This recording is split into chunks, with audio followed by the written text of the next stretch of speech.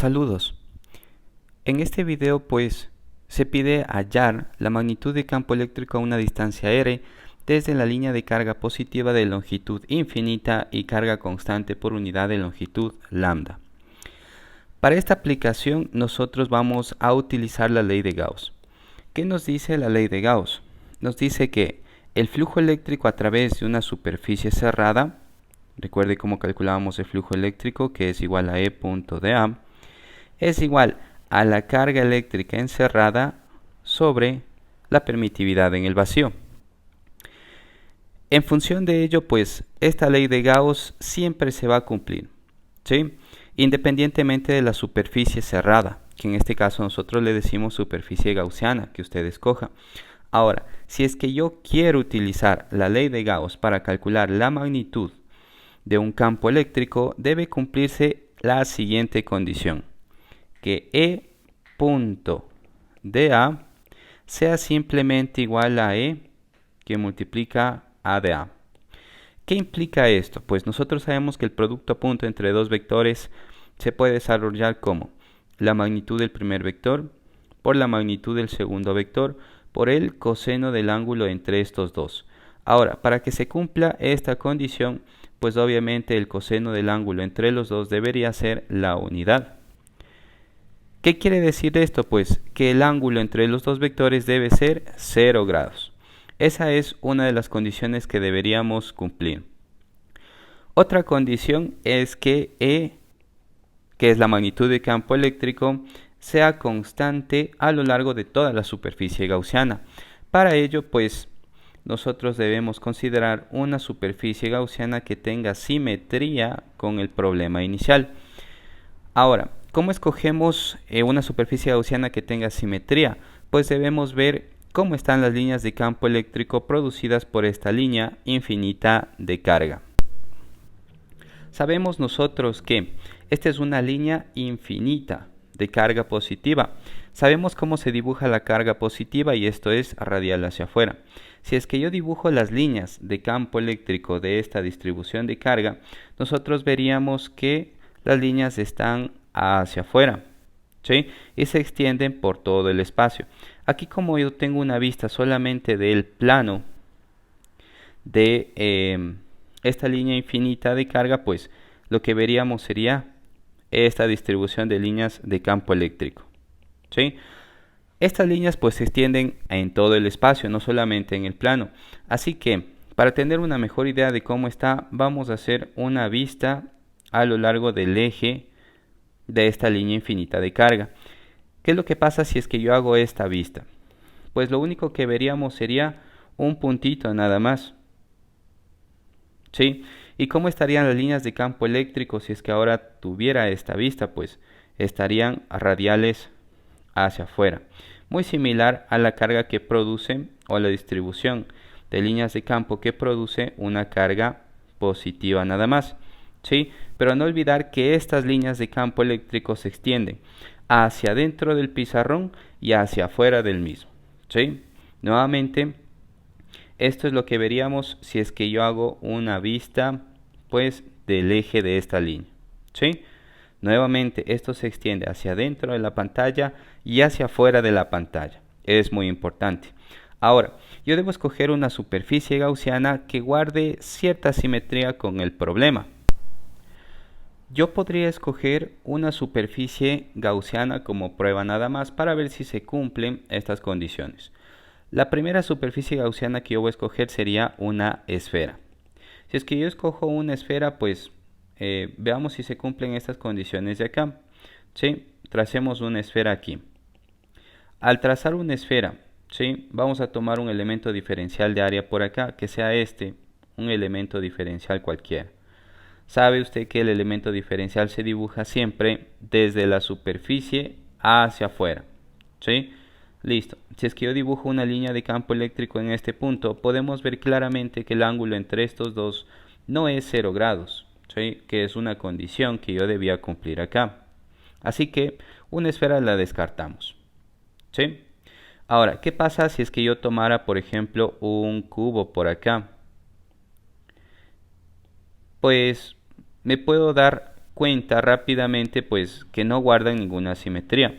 De todas maneras, el campo eléctrico no sería constante en magnitud en cada una de estas caras, ¿sí? Haciendo una mejor vista de el cubo. Si vemos pues a lo largo del eje del cilindro, podemos ver que el campo eléctrico difiere en cada uno de estos puntos y no cumple la condición de que sea constante en magnitud a lo largo de mi superficie gaussiana. ¿Qué pasa si es que yo tomo un cilindro?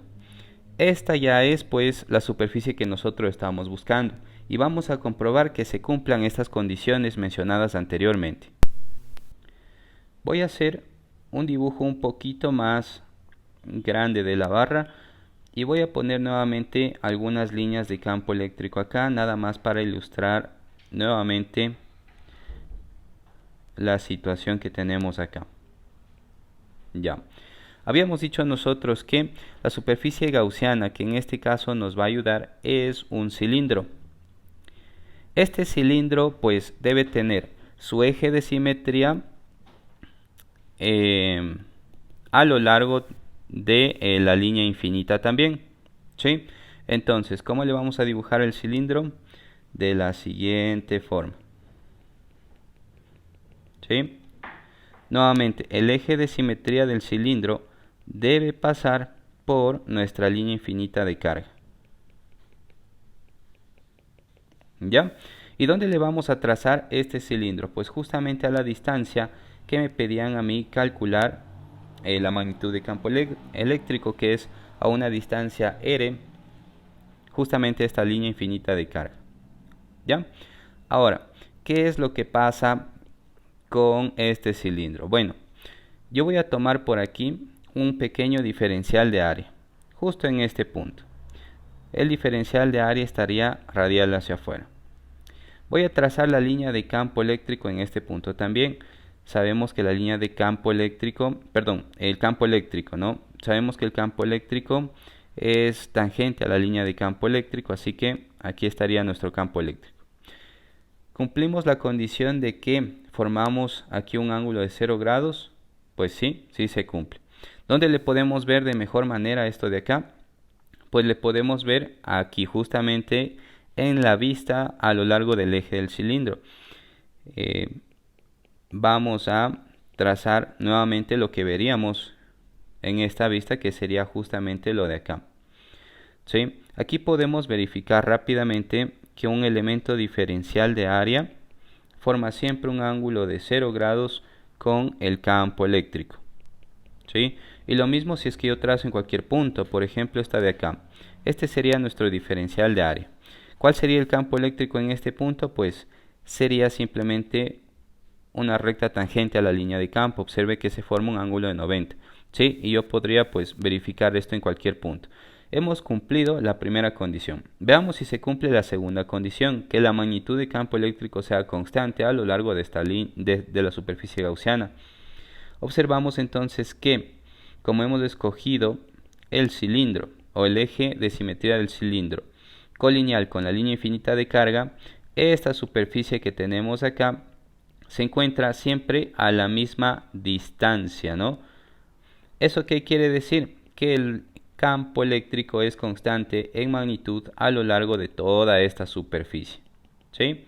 Esta superficie pues obviamente sería la cara lateral de nuestro cilindro.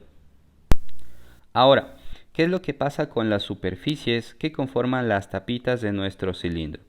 Pues simplemente ninguna línea de campo eléctrico cruza esta superficie. Por lo tanto, el flujo eléctrico a través de esta superficie serían siempre cero. ¿Cómo podemos comprobar esto? Pues podríamos tomar o trazar un diferencial de área perpendicular a esta superficie. Este sería nuestro elemento diferencial de área. ¿Cómo está la línea de campo eléctrico en este punto? Pues está hacia arriba, así que yo podría trazar mi campo eléctrico en esta región. Observamos que aquí formamos un ángulo de 90 grados, por lo tanto el producto punto en esta región me va a dar un valor de 0. ¿Sí? Así que el flujo eléctrico lo calcularemos única y exclusivamente a lo largo de la superficie lateral de nuestro cilindro. Las superficies debidas a las tapitas del cilindro pues simplemente el flujo eléctrico a través de ella sería igual a 0. Ahora vamos a desarrollar un poquito más de esta fórmula. Nosotros sabemos pues que la integral de punto de A en estas circunstancias nos daría simplemente un resultado de E por dA, así que vamos a aplicar ahí el producto punto. Esto sería E que multiplica A de A, y esto es igual a la carga encerrada sobre la permitividad en el vacío. ¿Qué otra condición habíamos cumplido? Que la magnitud de campo eléctrico es constante a lo largo de la superficie gaussiana que hemos escogido acá. Por lo tanto, E puede salir. ¿Qué me queda?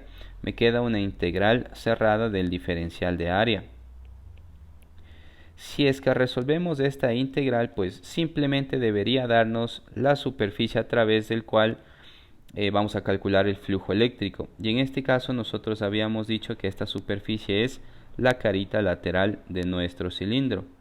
¿Sí? Así que el resultado de la integral de superficie cerrada de dA ha sido igual a nada más. ¿Sí? Ahora, ¿cómo calculamos A? Que sería la superficie lateral de nuestro cilindro. Nosotros sabemos que esto es igual a el producto de una base por una altura. ¿Sí? Hay que recordar que si es que yo tomara una tijera por aquí y le cortara el cilindro y abriera la cara lateral, ¿qué tendría? Pues simplemente tendría un rectángulo nada más. ¿Y cómo calculo el área de un rectángulo? Sería su base, que sería esto de acá. ¿Cómo calculamos esta base? Pues sería 2pi por r. Y por una altura, ¿sí? Que en este caso vendría a ser la longitud de nuestra barra, que sería L. Entonces, el resultado de esto vendría a ser igual a 2pi por r que multiplica a L. Gráficamente voy a marcarle yo aquí quién es L, y L pues resulta ser la longitud de nuestra superficie gaussiana. Acá. ¿Sí? Así que podemos hacer este reemplazo. Esto sería la magnitud de campo eléctrico que multiplica a 2pi por r por L. Esto es igual a la carga encerrada sobre la permitividad en el vacío. Necesito yo la magnitud de campo eléctrico, y esto es igual a la carga encerrada sobre 2pi epsilon sub 0 que multiplica L por 1 sobre R. Listo. Hasta aquí, pues veamos qué información nos da el problemita. Simplemente, pues como dato de la barra me da lambda, que es la carga por unidad de longitud. ¿Sí? Ahora, nosotros debemos recordar la definición de lambda. Lambda, si tenemos una distribución uniforme de carga, se define como la carga sobre la unidad de longitud. Observamos entonces que aquí la carga encerrada sobre L pues vendría a ser nuestro parámetro de lambda, que ya nos da el ejercicio. Por lo tanto, aquí simplemente podríamos decir que la magnitud de campo eléctrico ha sido igual a lambda sobre 2pi epsilon sub 0 que multiplica a R. Hemos encontrado entonces la magnitud de campo eléctrico producido por una línea infinita de carga a lo largo de, a una distancia r de esta barra. Obsérvese que conforme aumenta la distancia, pues la magnitud de campo eléctrico va a ir decreciendo. Adicionalmente, cabe destacar que este cálculo es solamente válido siempre y cuando la barra es infinita. ¿Qué pasa si la barra ya es finita? Cuando yo tengo una barra finita, pues nosotros veríamos algunas distorsiones de las líneas de campo eléctrico en los extremos, ¿sí? Que no vemos en una barra infinita, como por ejemplo esta de acá. Estas líneas de campo eléctrico pues ya generan cierto flujo eléctrico a través de estas caras, ¿sí? Y esto ya invalida todo el análisis que hemos hecho. ¿Cómo calculamos entonces el campo eléctrico generado por una línea finita de carga? Pues debemos utilizar ya pues nuestras formulitas que hemos visto para el cálculo de campos eléctricos de una distribución continua de carga. Es decir, debemos recurrir a la parte de derivadas integrales. En este caso, nuevamente, la ley de Gauss no me sirve para determinar la magnitud de campo eléctrico. Eso es todo. Gracias por ver.